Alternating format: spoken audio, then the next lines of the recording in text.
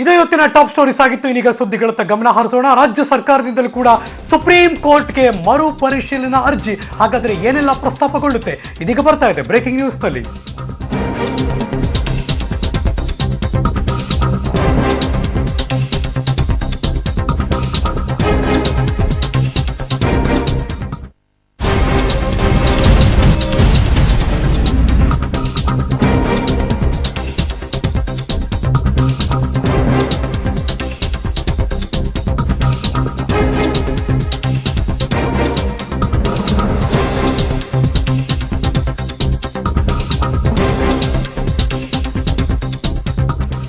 ಇದೀಗ ಬರ್ತಿರುವಂತಹ breaking news. ಒಂದ್ ರೀತಿ ಅಟಾರ್ನಿ ಜನರಲ್ ತಮ್ಮ ತಪ್ಪೊಪ್ಪಿಕೊಂಡಿದ್ದಾರೆ.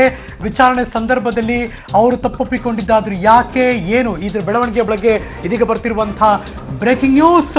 ನನ್ನ ಕಡೆಯಿಂದ ತಪ್ಪಾಗಿದೆ. ಪೀಠದ ಮುಂದೆ ಅಟಾರ್ನಿ ಜನರಲ್ ಮುಕುಲ್ ಅವರು ಹೇಳಿಕೆ ಕೊಟ್ಟಿದ್ದಾರೆ. ಅಕ್ಟೋಬರ್ 4ರೊಳಗೆ ಮಂಡಳಿ ಸ್ಥಾಪನೆ ಮಾಡ್ತೀವಿ ಅಂತ ಏನು ಈಗಾಗಲೇ ಹೇಳಿಕೆ ಕೊಟ್ಟಿದ್ರು, ಅದೇ ತಪ್ಪು. ಕಾವೇರಿ ಮೇಲುಸ್ತುವಾರಿ ಸಮಿತಿ ರಚನೆಗೆ ನಾವು ಕೊಟ್ಟ ಆದೇಶವನ್ನ ಪಾಲನೆ ಮಾಡಿದ್ದೀರಿ. ಶುಕ್ರವಾರ ಕೊಟ್ಟ ಆದೇಶವನ್ನು ಕೂಡ ನೀವು ಒಪ್ಕೊಂಡಿದ್ದೀರಿ.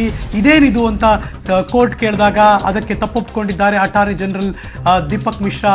ಅವ್ರಿಗೆ ಈಗ ದೀಪಕ್ ಮಿಶ್ರಾ ಅವರು ತರಾಟೆಗೆ ತೆಗೆದುಕೊಂಡಿದ್ದಾರೆ. ಕಾವೇರಿ ನಿರ್ವಹಣಾ ಮಂಡಳಿ ಸ್ಥಾಪನೆ ಕೇಂದ್ರ ಸರ್ಕಾರ ಇದಕ್ಕೆ ಈಗ ಆಕ್ಷೇಪವನ್ನ ವ್ಯಕ್ತಪಡಿಸಿದೆ. ದ್ವಿಸದಸ್ಯ ಪೀಠದ ಮುಂದೆ ತುರ್ತು ಅರ್ಜಿ ಸಲ್ಲಿಸಿದೆ ಕೇಂದ್ರ ಸರ್ಕಾರ.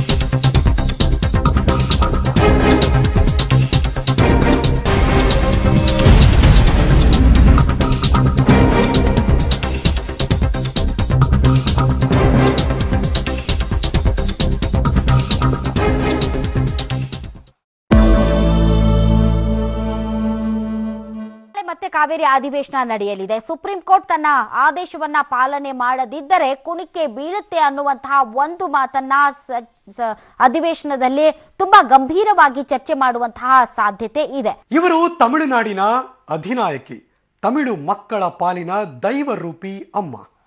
ಪುರಚ್ಚಿ ತಲೈವಿ ಜಯಲಲಿತಾ ಆಸ್ಪತ್ರೆ ಪಾಲಾಗಿ 10 ದಿನಗಳೇ ಕಳೀತಾ ಬಂತು. ಅವರ ಆರೋಗ್ಯ ವಿಚಾರದಲ್ಲಿ ನಿತ್ಯವೂ ಕೂಡ ಹೊಸ ಆತಂಕಭರಿತ ಸುದ್ದಿಗಳು ಕೇಳಿ ಬರ್ತಾನೆ ಇದೆ. ಅಮ್ಮನ ದೇಹ ಸ್ವಾಸ್ಥ್ಯದ ಸುಸ್ಪಷ್ಟ ಮಾಹಿತಿ ಯಾರೊಬ್ಬರಲ್ಲೂ ಕೂಡ ಇಲ್ಲ.